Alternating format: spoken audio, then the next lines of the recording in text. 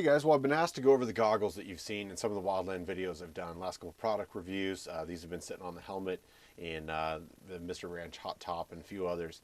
And so again, we've got guys that are trying to gear up for the season. Not that I'm an expert. This is only going to be my third season, but I have used these specific goggles for the last two seasons. These are the ESS Fire Pro series, and they have a couple different versions in the Fire Pro. They have their regular ones that are a little bit deeper goggles. And then in the Fire Pro series, they have this regular Fire Pro with a standard band. It does come equipped with a Velcro loop that you can add to the helmet, and that just helps adhere it. If you're going under branches, it gets knocked off. It just adds a little bit more security to your helmet. ESS is one of the only companies out there that actually has a National Fire Protection Agency certification. It's a 1977, I believe. Don't quote me. I think it's 5 minutes at 350 degrees or 3 minutes at 500, something like that. But most goggle manufacturers you will find out there, a lot of tactical ballistic goggles that are very high quality, do not have the certification. And that's why majority of the time you see the ESS goggles in, online stores, people that sell other Wildland gear. There are a few other brands out there. You'll see a lot of sort of government issue like GI bomber, tanker glasses. These things are pretty much crap. They'll work for dust and a few things, but they don't mitigate moisture or anything like that. The lenses, typically, even like this, is not the ballistic lens. It's a very soft, pliable lens. So you got to make sure you get the ballistic one if that's what you're using for.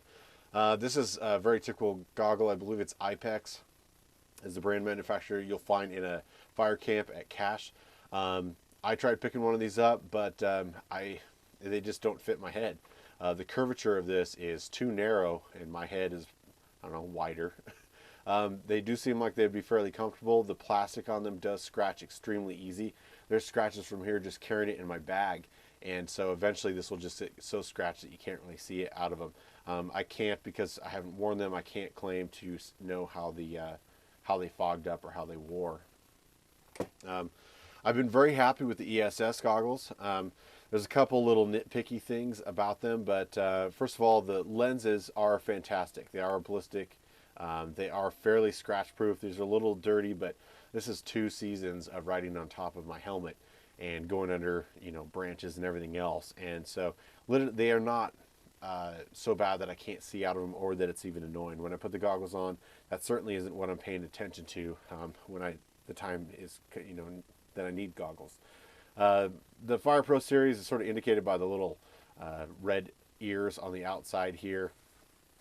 There is quite a bit of ventilation on top, but as you'll see, a lot of that fine mesh that they put on top to keep the finer debris out does wear out. It certainly starts peeling away and gets broken. Now, that adds in ventilation, and they definitely will fog less the more you wear them, because this all gets worn out. However, it does allow dust and ash and things like that to get in there. The underside does wear a little bit better. Like I said, normally you're keeping these on top of your helmet so they're quick access for whatever you're doing. I know that a lot of guys carry like a tinted sunglass, safety glass, well, it should be a tinted safety glasses during the day.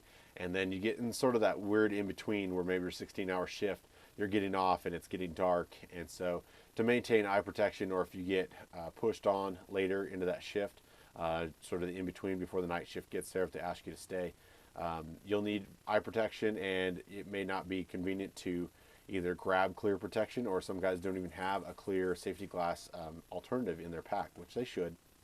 But certainly goggles kind of fill that niche where you're still going to maintain a proper eye safety, and you also have a clear lens. Now, these are replaceable. I can easily pop these guys off of the frame and put on a brand new pair. They're about 20 bucks. Overall, I think I paid 34 for these 2 years ago.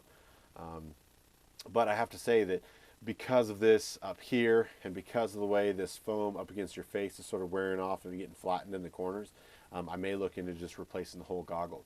I have contacted a few other manufacturers to get samples of their goggles for testing that I can pass around the crew and things like that, just so I can add to the library of product testing that I do.